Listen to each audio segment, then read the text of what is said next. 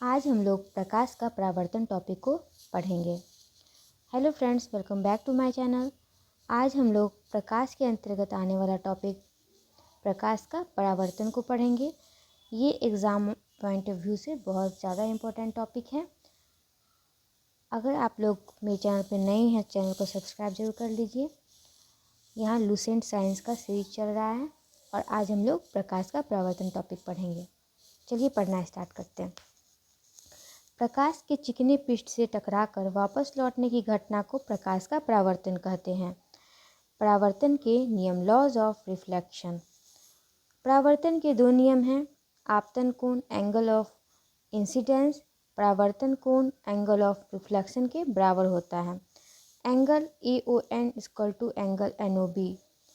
तो यहाँ बोला जा रहा है प्रकाश के चिकने पृष्ठ से टकराकर वापस लौटने की घटना को परावर्तन कहते हैं। जैसे प्रकाश इधर से आया, A पॉइंट से प्रकाश आया और टकरा के इधर चला गया B पॉइंट, ठीक है, तो इसी को परावर्तन बोलेंगे। और परावर्तन का पहला नियम जो है उसमें कहा जाता है कि आपतन कोण परावर्तन कोण के बराबर होता है। मतलब ये आपतन कोण, आने वाले किरण से जो कोण बन रहा है ये आपतन कोण हो गई, और ये जाने वाले किरण से जो कोण बन रहा है ये परावर्तन कोण हो गई। तो I इक्वल टू R, तो वही angle AON equal to angle NOB यहाँ पे बताया गया है, और angle I equal to angle R।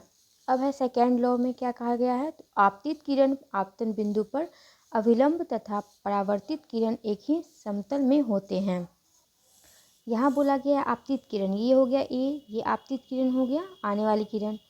आपतन बिंदु, ये आपतन बिंदु हो गया, और आपतन बिंदु पर अभिलंब, ये आपतन बिंदु पे जो अभिलंब है ये अभिलंब कहलाता है। और तथा परावर्तित किरण, ये परावर्तित किरण हो गया। ये तीनों एक ही समतल पे होते हैं, यही बतलाया जा रहा है यहाँ पे, ठीक है। नेक्स्ट है समतल दर्पण के बारे में पढ़ेंगे हम लोग, प्लेन मिरर के बारे में। यहाँ कहा गया समतल दर्पण का परावर्तक सतह समतल होता है। इसमें शीशे के एक और धातु की पतली परत चढ़ी होती है और किरण क्षय को रोकने के लिए लेप किया जाता है। शीशे के पीछे चांदी की परत या पारे की परत परावर्तन सतह का कार्य करती है। अब है समतल दर्पण में प्रतिबिंब की स्थिति। समतल दर्पण में किसी वस्तु का प्रतिबिंब दर्पण के पीछे उतना ही दूरी पर बनती है जितना दूरी पर वस्तु दर्पण के आगे रखी होती है। तो ये एग्ज़ाम पॉइंट ऑफ व्यू से इम्पोर्टेंट लाइन हो गया, इसको ध्यान में रखिएगा कि समतल दर्पण में किसी वस्तु का प्रतिबिंब दर्पण के पीछे उतनी ही दूरी पर बनती है जितनी दूरी पे वस्तु दर्पण के आगे रखी होगी, ठीक है। यह प्रतिबिंब काल्पनिक वस्तु के बराबर और उल्टा, पार्श्व उल्टा, लेटरल इन्वर्स बनता है, ठीक है, ये भी ध्यान में रखिएगा। नेक्स्ट है, अब है समतल दर्पण में समतल दर्पण से संबंधित कुछ विशेष तथ्य। यदि कोई व्यक्ति भी चाल से दर्पण की ओर चलता है, ये सब अच्छा से ध्यान से सुनिएगा और सुनने से आपको ध्यान मतलब याद हो जाएगा। यदि कोई व्यक्ति भी चाल से दर्पण की ओर चलता है तो उसे दर्पण में अपना प्रतिबिंब टू भी चाल से अपनी ओर आता प्रतीत होगा। मतलब वो भी चाल से अगर दर्पण के तरफ जा रहा है तो उसको मतलब अपना प्रतिबिंब मतलब दुगुना स्पीड से चलते हुए आता हुआ प्रतीत होगा, ठीक है। किसी वस्तु का समतल दर्पण में पूर्ण प्रतिबिंब देखने के लिए दर्पण की लंबाई वस्तु की लंबाई की कम से कम आधी होनी चाहिए, ठीक है। तो दर्पण की लंबाई बोल रहा है, वस्तु की लंबाई की कम से कम आधी होनी चाहिए। आप जितने लंबे हैं, आप अपना पूरा लंबाई का अगर प्रतिबिंब देखना चाहते हैं दर्पण में, तो उस दर्पण को आपसे आधा लंबाई का होना ज़रूरी है, ठीक है। ये समतल दर्पण का ये सब प्रॉपर्टीज़ हो गया। यहाँ समतल दर्पण के बारे में हम लोग पढ़ रहे हैं, ठीक है। तो ये सब इम्पोर्टेंट पॉइंट्स है, ये सब एकदम ध्यान से सुनने वाली बातें हैं। अब है थर्ड पॉइंट, यदि आपतित किरण को नियत रखते हुए दर्पण को थीटा कोण से घुमा दिया जाए तो परावर्तित किरण 2 थीटा कोण से घूम जाती है, ठीक है। यदि दो समतल दर्पण थीटा डिग्री कोण पर झुके हों तो उनके द्वारा उनके मध्य में रखी वस्तु के बनाए गए कुल प्रतिबिंबों की संख्या 360 डिग्री बाई थीटा -1 होगी, ठीक है। यदि यह पूर्णांक नहीं है तो इसे अगला पूर्णांक मान लिया जाता है। इस प्रकार समकोण पर झुके दो दर्पणों के बीच रखे वस्तु की 3 प्रतिबिंब बनते हैं।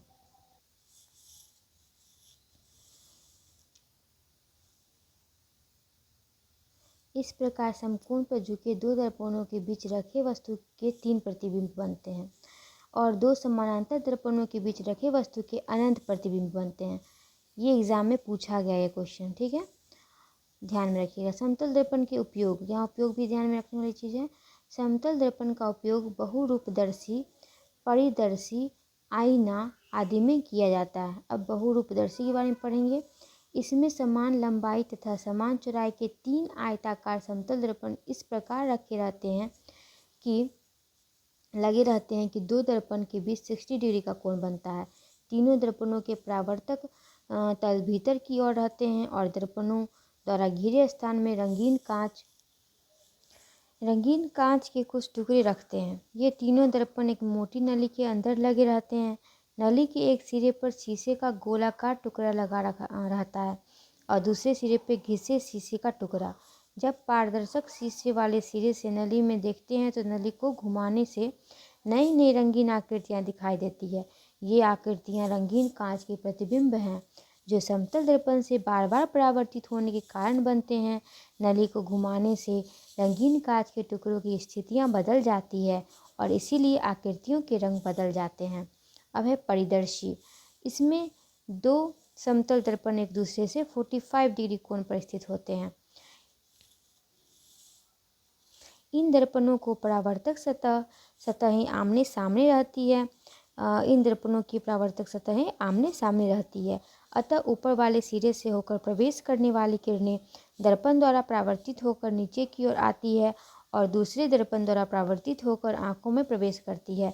इसी कारण युद्ध के समय बंकर में छिपे सैनिक जमीन पर चल रहे दुश्मनों की गतिविधियों को देखने के लिए इस उपकरण का उपयोग करते हैं। पनडुब्बी जहाज में भी इस उपकरण का प्रयोग किया जाता है, परिदर्शी का, ठीक है। अब है गोलीय दर्पण, स्फेरिकल मिरर। किसी गोलाकार तल से बनाए गए दर्पण को गोलीय दर्पण कहते हैं। गोलीय खंड के एक तल पर पारे की कलई एवं रेड ऑक्साइड का लेप किया जाता है तथा दूसरा तल परावर्तक की तरह कार्य करता है। गोलीय दर्पण मुख्यतः 2 प्रकार के होते हैं, उत्तल दर्पण और अवतल दर्पण। अब है उत्तल दर्पण, जिस गोलीय दर्पण का परावर्तक सतह उभरा रहता है उसे उत्तल दर्पण कॉन्वेक्स मिरर कहा जाता है। उत्तल दर्पण को अपसारी डाइवर्जिंग मिरर भी कहा जाता है क्योंकि यह अनंत से आने वाली किरणों को फैलाता है। अब है अवतल दर्पण कॉन्केव मिरर। जिस गोलीय दर्पण का परावर्तक तल धंसा रहता है उसे अवतल दर्पण कहते हैं। अवतल दर्पण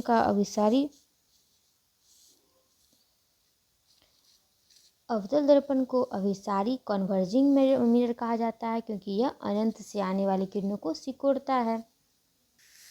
इसका मतलब यहाँ पे हुआ उत्तल दर्पण बड़ा चीज़ को छोटा करके दिखाएगा, ठीक है, छोटा रूप में, और अवतल दर्पण है छोटा चीज़ को बड़ा करेगा। सॉरी, उल्टा बोल दिए। उत्तल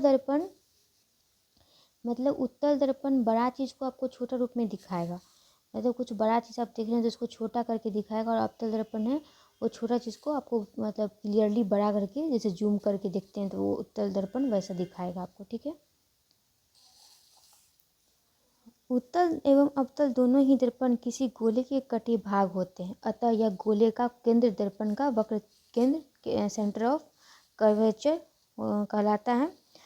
दर्पण का मध्य बिंदु ध्रुव पोल कहलाता है। दर्पण के वक्रता केंद्र एवं ध्रुव को मिलाने वाली रेखा दर्पण की प्रधान अक्ष रेखा प्रिंसिपल एक्सिस कहलाती है। इसके बाद वक्रता केंद्र एवं ध्रुव को मिलाने वाली सरल रेखा के मध्य बिंदु को दर्पण का फोकस कहते हैं।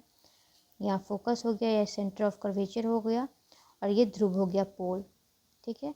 अब फोकस दूरी का फॉर्मूला क्या हो जाता है, तो फोकस दूरी इक्वल टू वक्रता त्रिज्या बाय 2। अब है गोलीय दर्पणों की फोकस दूरी का सूत्र। उत्तल एवं अवतल दोनों ही दर्पणों की फोकस दूरी निम्नलिखित सूत्र से ज्ञात की जाती है। 1/v + 1/u = 1/f, जहाँ u क्या है, वस्तु की दर्पण से दूरी है, v है प्रतिबिंब की दर्पण से दूरी, और f है दर्पण की फोकस दूरी। अब है आवर्धन।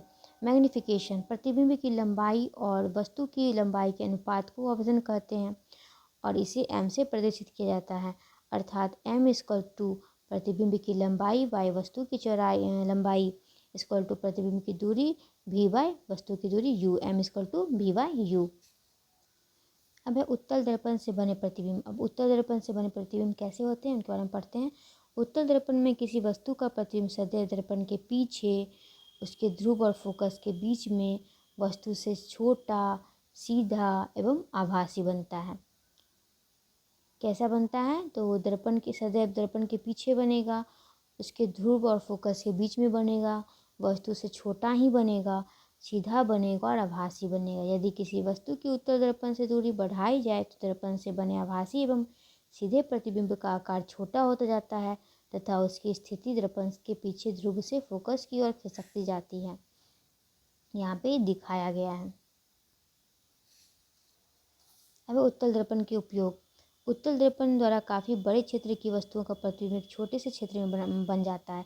यही हम बताने की कोशिश कर रहे थे कि उत्तल दर्पण द्वारा काफ़ी बड़ा क्षेत्र को हम छोटा क्षेत्र में देख सकते हैं क्लियरली। ठीक है, तो उत्तल दर्पण द्वारा काफ़ी बड़े क्षेत्र की वस्तुओं का प्रतिबिंब एक छोटे से क्षेत्र में बन जाता है। इस प्रकार उत्तल दर्पण का दृष्टि क्षेत्र अधिक होता है, इसीलिए इसे ट्रक चालकों या मोटर कारों में चालक के बगल में पृष्ठ दृश्य दर्पण रियर व्यू मिरर लगाया जाता है। सड़क में लगे परावर्तक लैंपों में उत्तल दर्पण का प्रयोग किया जाता है। विस्तार क्षेत्र अधिक होने के कारण ये प्रकाश को अधिक क्षेत्र में फैलाते हैं। अब है अवतल दर्पण का उपयोग। ये सब ध्यान में रखिएगा पॉइंट। बड़ी फोकस दूरी वाला अवतल दर्पण दाढ़ी बनाने में काम आता है। आँख, कान एवं नाक के डॉक्टर के द्वारा उपयोग में लाया जाने वाला दर्पण अवतल दर्पण होता है। गाड़ी के हेडलाइट एवं सर्च लाइट में उपयोग किया जाता है अवतल दर्पण। सोलर कुकर में भी उपयोग किया जाता है अवतल दर्पण का। ठीक है, अवतल दर्पण से बने प्रतिबिंब यहाँ पर दिखाए गए हैं। अब यहाँ दिया गया वस्तु की स्थिति और प्रतिबिंब की स्थिति और वस्तु का तुलना में प्रतिबिंब का आकार और प्रतिबिंब की प्रकृति। जब वस्तु अनंत पे होगा तो प्रतिबिंब फोकस पे बनेगा, बहुत छोटा बनेगा, उल्टा व वास्तविक बनेगा। जब वक्रता केंद्र पर अनंत के बीच वक्रता केंद्र एवं अनंत के बीच होगा तो फोकस एवं वक्रता केंद्र के बीच बनेगा प्रतिबिंब और छोटा बनेगा वस्तु से, और फिर उल्टा व वास्तविक बनेगा। जब वक्रता केंद्र पे होगा वस्तु तो वक्रता केंद्र पर ही बनेगा प्रतिबिंब और समान आकार का बनेगा, उल्टा व वास्तविक बनेगा। फोकस तथा वक्रता केंद्र के बीच अगर वस्तु रहता है तो वक्रता केंद्र एवं अनंत के बीच प्रतिबिंब बनेगा, बड़ा बनेगा, उल्टा व वास्तविक बनेगा। अगर फोकस पे वस्तु है तो अनंत पर प्रतिबिंब बनेगा, बहुत बड़ा बनेगा, उल्टा व वास्तविक बनेगा। फोकस तथा ध्रुव के बीच प्रतिबिंब है तो फोकस तथा ध्रुव के बीच वस्तु है तो दर्पण के पीछे प्रतिबिंब बनेगा, बड़ा बनेगा, सीधा व आभासी बनेगा। आज के लिए फ्रेंड्स बस इतना ही। नेक्स्ट क्लास में हम लोग प्रकाश का अपवर्तन करेंगे। अगर कुछ गलत बोल दिए हो तो कमेंट करके उसको सही कर दीजिएगा, कभी कोई हो जाता है गलती। और वीडियो थोड़ा भी हेल्पफुल मतलब लगा हो, यूजफुल लगा हो तो फिर सब्सक्राइब कर लीजिएगा मेरे चैनल को। मिलते हैं नेक्स्ट वीडियो में। Thanks for watching, thanks for keep smiling, keep learning.